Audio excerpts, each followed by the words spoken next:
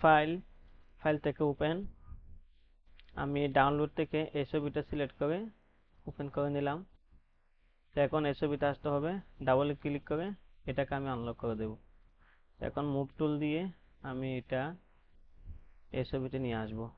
আসার পর আমি কন্ট্রোল টি দিয়ে ফ্রি ট্রান্সফর্ম এটাকে আমি এভাবে লাগাই দিলাম, এন্টারে ক্লিক করব। ক্লিক করার পর আমি এখান থেকে রেক্ট্যাঙ্গুলার টুলে ক্লিক করব, এই দুটোতে একটা কালার দেব। তো এখন এখানে রাইট ক্লিক করে রাস্টার আছে দিয়ে ক্লিক করতে হবে, কন্ট্রোল ধরে এখানে একটা ক্লিক করব।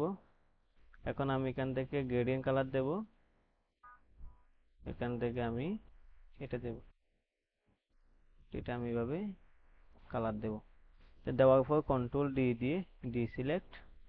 এখন দুটা ছবি সিলেক্ট করে দুটা লেয়ার কন্ট্রোল ই দিয়ে একটা লেয়ার করব, কন্ট্রোল টি দিয়ে ফ্রি ট্রান্সফর্ম।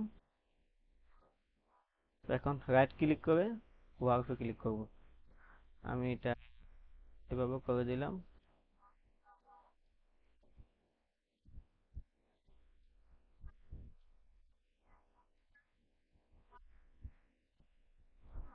এন্টার ক্লিক করব, বাস হয়ে গেছে। তো এখন এখান থেকে একটু ড্রপ শ্যাডো দেব, আমি একটু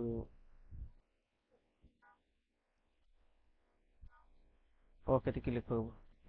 এই যে আমার হয়ে গেছে।